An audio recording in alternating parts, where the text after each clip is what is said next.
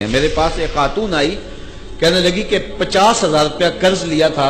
تو سود پہ لیا تھا میں نے، اب 1.5 لاکھ روپیہ ہو گیا ہے، تو وہ وعدہ آ گیا تو میں دے نہیں پا رہی، تو ساتھ اس کا بچہ تھا اور وہ ٹانگوں سے معذور تھا، وہ منظر مجھے نہیں بھولتا، تو کہنے لگی کہ آپ کسی کو بھیجیں اور دیکھیں ہمارے دروازے پہ وہ کھڑے ہوئے ہیں، کتنے صفات لوگ ہیں،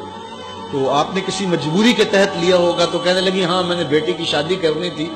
لوگوں کے گھروں کے برتن مانج کے میں نے کوئی جہیز کی چیزیں بنا لی تھی، لیکن وہ کہنے لگے 100 آدمی لے کے آئیں گے بارات میں، تو اس وجہ سے مجھے یہ قرض اٹھانا پڑا، باقی تو میں نے تیاری کر لی تھی۔ تو میں نے کہا آپ اپنے رشتہ داروں میں شادی کر لیتے جن کو آپ کا احساس ہوتا، تو اس نے مجھے کہا کہ جو بارات لے کے آیا وہ میرا سکا بھائی تھا، سکا بھائی اپنی اس بہن کے گھر اپنے بیٹے کو بیانے آ رہا ہے جس کا شوہر گھر کے برتن بھی بیچ کے نشہ کر لیتا ہے اور وہ لوگوں کے گھروں کے برتن مانج رہی ہے، اور وہ بھی کہہ رہا ہے میں 100 کا لشکر لے کے حملہ آور ہونا ہے۔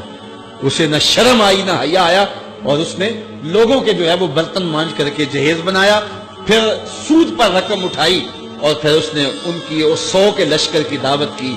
اور وہ سمجھتا ہوگا کہ میں اپنی عزت بنا لی ہے، اور میاں تو 3 بندے لے کے آ جاتا اور کہتا کہ ہم کھانا کھا کے آئیں گے، آپ کے گھر سے چائے پیئیں گے، عرش کا رب اتنا راضی ہوتا کہ تجھے اتنا نوازتا کہ تجھے کوئی کمی باقی نہ رہتی،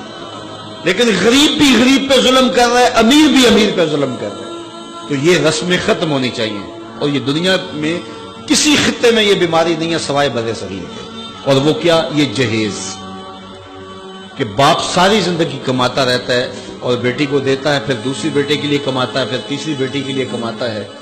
اور ساری زندگی جو ہے وہ جہیز میں لٹا دیتا ہے، اور لوگ مطالبہ کرتے ہیں کہ ہمیں اتنا جہیز دیا گیا۔ پوری دنیا میں یہ کہیں نہیں ہوتا، نہ شرق میں نہ غرب میں، کہیں بھی نہیں، صرف بر صغیر، اور یہ ایک ہندوانہ رسم ہے، اور اس رسم کو ہم سینے سے لگایا ہوا ہے، اور اس پر اتنی سختی سے پابند ہے کہ دیکھا جاتا ہے کہ یہ چیز بھی ہونی چاہیے، یہ چیز بھی ہونی چاہیے، یہ بھی چیز ہونی چاہیے۔